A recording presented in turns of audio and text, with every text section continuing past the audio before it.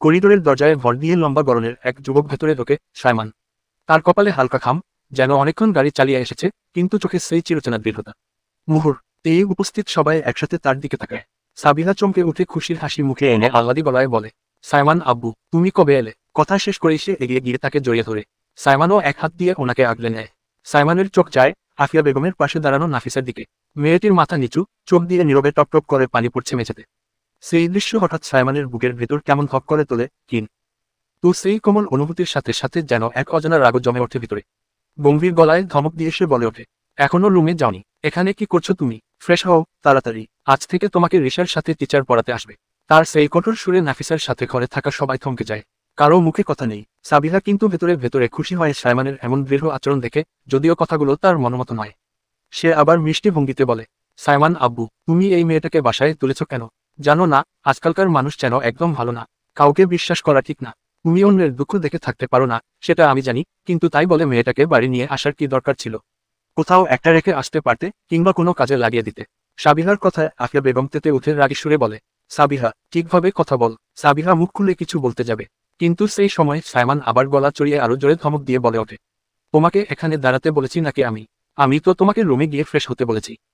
2 সেকেন্ডের মধ্যে তুমি রুমে যাবা। নাফিসা চমকে উঠে ব্যাগটা শক্ত করে বুকে চেপে ধরে এক মুহূর্ত নষ্ট না করে সিঁড়ির দিকে পা বাড়ায়। ধীরে ধীরে কিন্তু তাড়াহুড়ো মেশানো পায় উপরের তলায় নিজের রুমে চলে যায়। নিচে ঘরে তখনও অস্বস্তির ঘন কুয়াশা ভাসছে। আফিয়া বেগম সাইমনের দিকে অবাক দৃষ্টিতে তাকিয়ে বললেন, তুই মেয়েটাকে এভাবে ধমকালি কেন? হোক। সাইমন এক মুহূর্তের জন্য তার দিকে তাকালো, কিন্তু কোনো উত্তর দিল না। ঠোঁটের কোণে হালকা শক্তভাব রেখে চোখ ফিরিয়ে নিল। সাবিহা চুপচাপ খালেদের দিকে তাকালো, ঠান্ডা গলায় কিন্তু ভেতরে সূক্ষ্ম কটাক্ষ মিশিয়ে বলল, আমাদের বাড়িটা তো সবসময় হাসিখুশি, অতিথিপরায়ণ আর সবার জন্য খোলা ছিল, তাই না? ছোট্ট নিয়মটুকু ভুলে গেছি হয়তো আমরা। কাউকে বিশ্বাস করার আগে আমাদের মন মানসিকতা ও মানুষের সাথে কিভাবে ব্যবহার করব সেদিকে খেয়াল রাখা বেশি প্রয়োজন আমি মনে করি।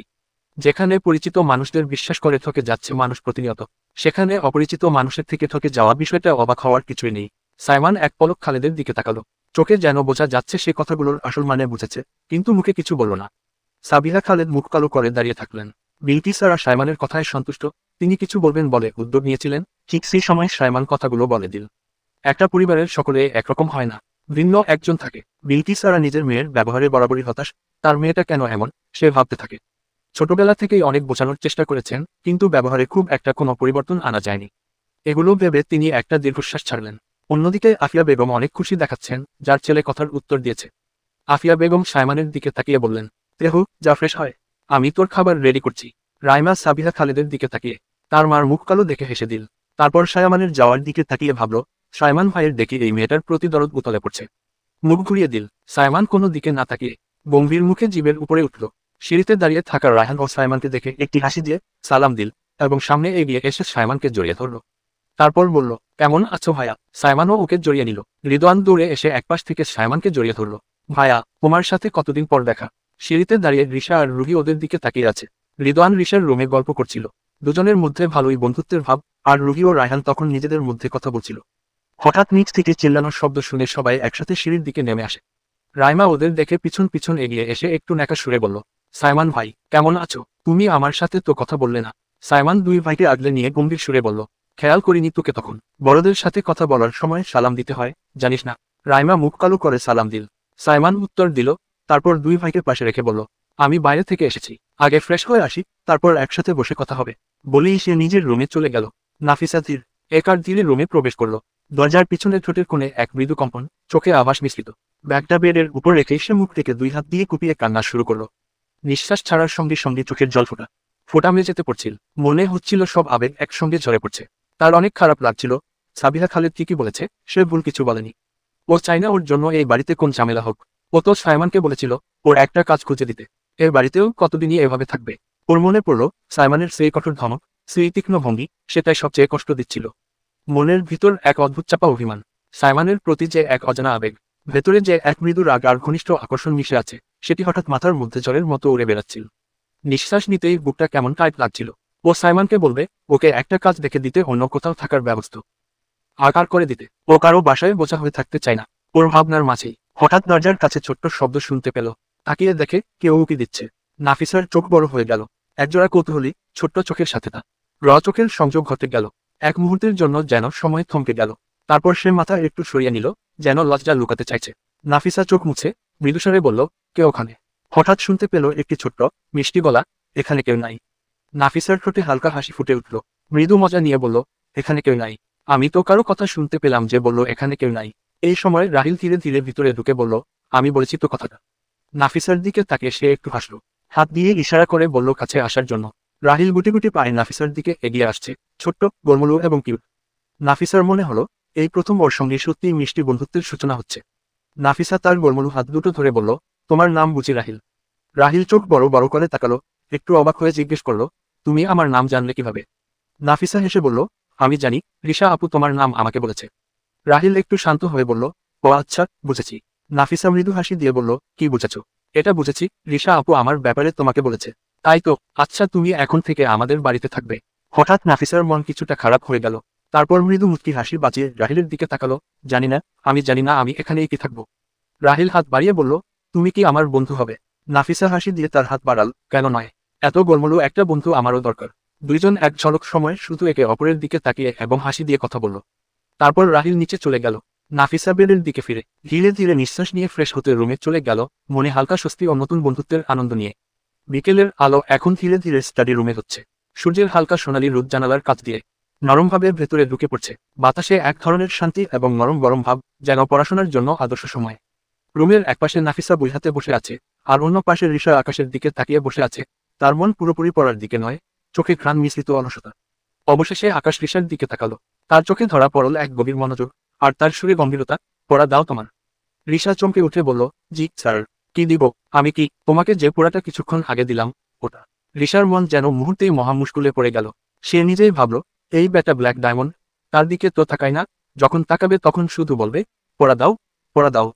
না, ফিসা তাদের দিকে তাকিয়ে থাকে। আজই তার প্রথমবার আকাশের সাথে দেখা।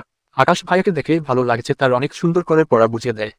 রিশা আকাশের দিকে তাকিয়ে বলল, স্যার পড়াতে হয়নি। আকাশের চোখে ভ্রু একটু ভাঁজ হলো। তোমাকে আমি লাস্ট ওয়ার্নিং দিয়ে গেছি, এবার পড়া না করলে আমি আন্টিকে গিয়ে বলবো। রিশা দ্রুত বলল, সরি স্যার, প্লিজ এমন করবেন না, আমি এখনই পড়া করে দিচ্ছি।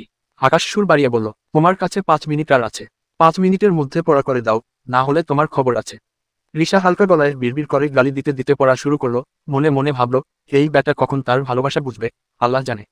আকাশ রিশার দিকে একটি দৃঢ় দৃষ্টি রাখলো, চোখে মৃদু সতর্ক, কিন্তু ভেতরে যেন এক অদ্ভুত প্রশান্তি। হঠাৎ সে কিছু ভেবে দীর্ঘশ্বাস ফেলল। রুমের বিকেলের নরম আলো তার চোখে মিশে গেল, আর সেদিনের মুহূর্ত যেন সময়কে থামিয়ে দিল। রাতে খাবারের সময় খাবারের টেবিলের চারপাশে ধীরে ধীরে আলো ফেলে যাচ্ছিল ল্যাম্পের কোমল সোনালি আলো।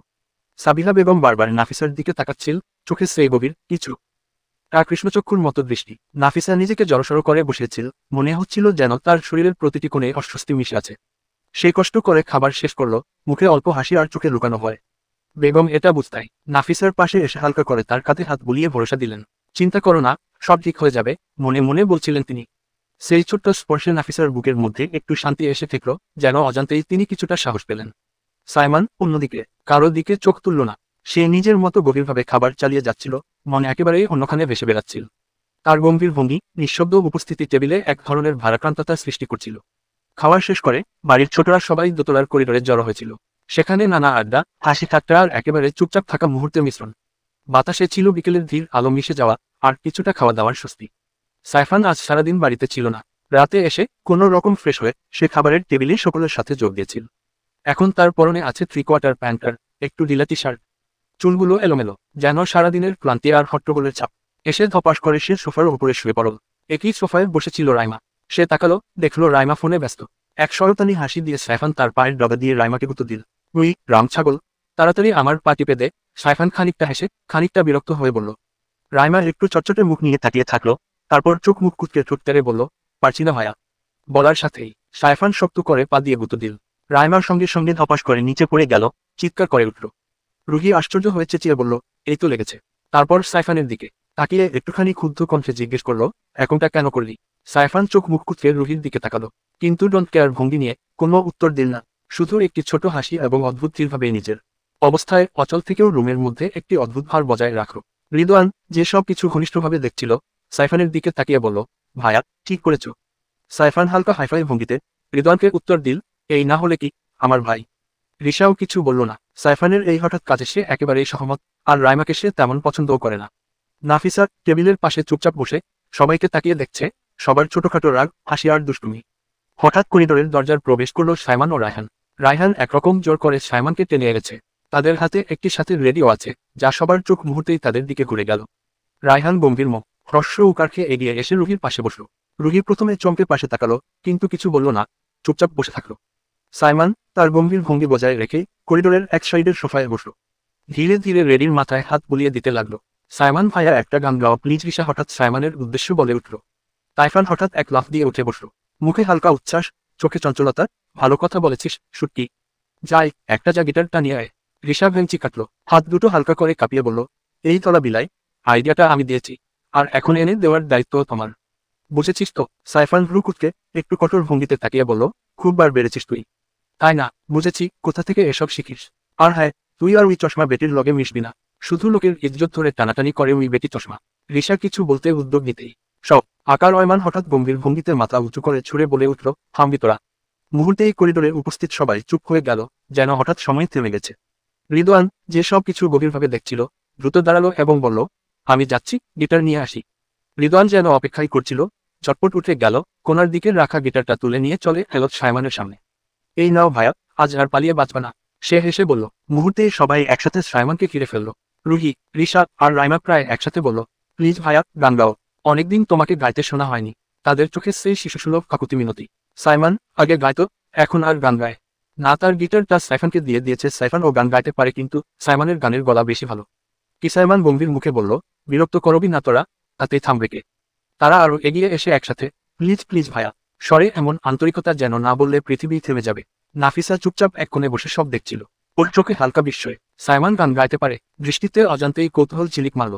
ঠিক তখন সাইফান উঠে গিয়ে সাইমনের পাশে বসে পড়ল। প্লিজ ভাইয়া বলে সে হঠাৎ সাইমনের পা টিপে দিতে শুরু করলো। তারপর রিদওয়ানের দিকে ঘুরে, এই বসে আছিস কেন, বড় ভাইয়ের হাতটাও টিপে দে তাড়াতাড়ি। রিদওয়ানও হেসে এগিয়ে এসে হাত টিপতে লাগলো। সাইমন এবার বিরক্ত হয়ে বলল, তারপর গভীর গলায় ধমকে উঠল, ছাড় আমাকে, আমি গান গাইব না, ফোর্স করবি না। এক মুহূর্তে ঘরে যেন নীরবতা নেমে এলো। সাইফান আর রিদওয়ান ভয়ে ভয় পিছিয়ে গেল। সবা ইরের মুখের হাসি মিলিয়ে গিয়ে কালো ছায়া নেমে এল। হতাশ হয়ে সবাই আবার নিজেদের জায়গায় বসে পড়ল। রায়হান ধীরে ধীরে বলল, ভাইয়া প্লিজ একটা গান গাও। আর বলবো না, দেখো সবার মন খারাপ হয়ে গেছে। সাইমন দীর্ঘশ্বাস ফেলল। আচ্ছা। শব্দটা শোনামাত্র যেন ঘরের নতুন আলো জ্বলে উঠল। সবাই চিৎকার করে আনন্দে লাফিয়ে উঠল। সাইফান হঠাৎ দুষ্টুমি করে রিশা আর রাইমার মাথার ফাঁকে নিজের দুই হাত টুকিয়ে ওদের মাথায় ভর দিল। দুইজন চেঁচিয়ে উঠল, আহো। রায়হান সঙ্গে সঙ্গে বলল, এই ফাজলামো বাদ দে, ভাইয়ার হাতে গিটার দে। সাইফান ওদের ছেড়ে দিয়ে চুপচাপ গিয়ে বসে পড়ল, আর ওরা দুইজন সাইফানের দিকে আগুন দৃষ্টিতে তাকিয়ে থাকল। রিদওয়ান গিটারটা সাইমনের হাতে দিল। ঘরে সবাই নীরবে বসে পড়ল, চোখগুলো যেন অদৃশ্য সুতার মতো টেনে নিয়ে গেল সাইমনের দিকে। রায়হান হঠাৎ রুহির হাত চেপে ধরল। রুহি চমকে তাকালো তার দিকে, তারপর চারদিকে একবার দেখে নিল, সবাই সাইমনের দিকে ব্যস্ত। রায়হান যেন কিছুই হয়নি এমন ভাব নিয়ে সাইমনের দিকে তাকিয়ে আছে, কিন্তু হাত ছাড়েনি। রুহির গাল হালকা লাল হয়ে গেল, চোখ সরিয়ে আবার সাইমনের দিকে তাকালো। সাইমন আলতো করে দু একটা সুর বাজাল। গিটারের নরম তারের শব্দে ঘরে এক ধরনের মায়াবী নীরবতা নেমে এলো। তারপর সে চোখ তুলল নাফিসার দিকে। নাফিসাও তাকিয়েছিল তার দিকেই। দুই জোড়া চোখ এক মুহূর্তের জন্য আটকে গেল। সাইমনের চোখে তীক্ষ্ণতা, আর নাফিসার মনে যেন হঠাৎ তীর তুলল সেই দৃষ্টি। তার বুকের ভেতর ঢক ঢক শব্দ যেন নিজের কানেই শোনা যাচ্ছিল। সবাই শ্বাসরুদ্ধ হয়ে শুনতে লাগলো, যেন সময় থমকে গেছে। সাইমন গভীর শ্বাস নিল, তারপর সুরের সাথে মিলিয়ে গাইতে শুরু করলো। তার কণ্ঠে ভরাট উষ্ণতা, যেন প্রতিটি শব্দ ঘরের বাতাসে ভেসে বেড়াচ্ছে, নিঃশ্বাসে নিঃশ্বাসে মিশে যাচ্ছে। নাফসের দিকে একটি দৃষ্টিতে তাকিয়ে, অবাক চাঁদের আলোয় দেখো, ভেসে যায় আমাদের পৃথিবী। আড়াল হতে দেখেছি তোমার নিষ্পাপ মুখখানি, ডুবেছি আমি তোমার চোখের অনন্ত মায়। মুজিনি কবু সেই মায়া তো আমার তরে নয়, ভুলগুলো জমিয়ে রেখে বুকের মণিকুঠায়। আপন মনের আড়াল থেকে ভালবাসবো তোমায়, ভালবাসবো তোমায়, তোমার চিরচেনা পথের ওই সীমা ছাড়িয়ে। এই প্রেম বুকে ধরে আমি হয়তো যাব হারিয়ে, চোখের গভীরে তবু মিছে ইচ্ছে জড়িয়ে। একবার শুধু একটিবার হাতটা দাও বাড়িয়ে, ডাকবে না তুমি আমায় জারি কোনোদিন। তবু প্রার্থনা তোমার জন্য, হবে না মলিন, হবে না মলিন। হাজার বছর এমনি করে। তার গলার গভীর উষ্ণ কণ্ঠ ধীরে ধীরে ঘর ভরিয়ে দিল। প্রথম কয়েকটা লাইনে যেন সবাই স্থির হয়ে গেল, কারো মুখে হাসি নেই, আবার বিষাদও নেই, শুধু এক অদ্ভুত মুগ্ধতা। রুহি রায়হানের হাত এখনো অনুভব করছিল। তার বুকের ভেতরেও যেন সুরের সাথে সাথে অজানা কিছু নড়েচড়ে উঠছিল। কিন্তু চারদিকে কেউ খেয়াল করছে না জেনে ওর মনে এক ধরনের নিরাপত্তা, আবার এক ধরনের অস্বস্তিও কাজ করছিল। রায়হানও চুপচাপ বসে চোখ সাইমনের দিকে রেখেছে, কিন্তু হাতের চাপটা ঠিকই ধরে রেখেছে, যেন সে বুঝিয়ে দিচ্ছে, আমি এখানে আছি। রিশা মুগ্ধ হয়ে তাকিয়ে আছে সাইমনের দিকে। ব্ল্যাক ডায়মন্ডকে অনুভব করছে মনে মনে। সাইফান, যিনি একটু আগেও দুষ্টুমি করছিলেন, এখন একদম চুপ, গানের প্রতিটি লাইনে মাথা আস্তে আস্তে দুলছে। নাফিসা, সে যেন সময়ে ভুলে গেছে।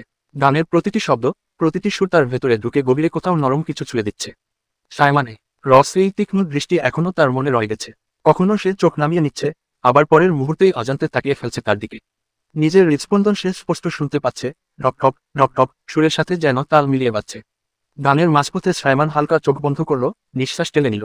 তার বুক ওঠানামা করছে ধীর ছন্দে, প্রতিটি নিঃশ্বাস যেন মাইক্রোফোন ছাড়া করেও সবাই শুনতে পাচ্ছে। তারপর চোখ খুলে আবার সুরে ফিরল, এবার কণ্ঠে যেন একটু বেশি গভীরতা, এক ধরনের আবেগের ভার। হৃদয় এক কোণে হেলান দিয়ে বসে, ঠোঁটে হালকা হাসি, মনে মনে গর্ব করছে বড় ভাইয়ের জন্য। রাইমা হাতের আঙুল গুটিয়ে নিজের হাঁটুর উপর রেখেছে, তার চোখে যেন গানটা গল্প হয়ে বয়ে যাচ্ছে। শেষ লাইনগুলো গাইতে গাইতে সাইমনের কণ্ঠ ধীরে ধীরে নরম হয়ে এলো, যেন এক ফিসফিসানি। আকাশের চাঁদটা আলো দেবে, আমার পাশে ক্লান্ত ছায়া আজীবন রয়ে যাবে, তবু এই অসহায় আমি। তারপর শেষ সুরটা গিটারে টেনে আঙুল থামিয়ে দিল। ঘরে কয়েক সেকেন্ডের জন্য একদম নীরবতা, শুধু সবার নিঃশ্বাস আর বুকের ধুকপুক শব্দ। তারপর হঠাৎ করতালিতে খোল ভরে গেল। রুহি ধীরে ধীরে হাত ছাড়িয়ে নিল, কিন্তু মুখে হাসি লুকাতে পারল না। নাফিসা একবার চোখ নামিয়ে আবার চুপচাপ।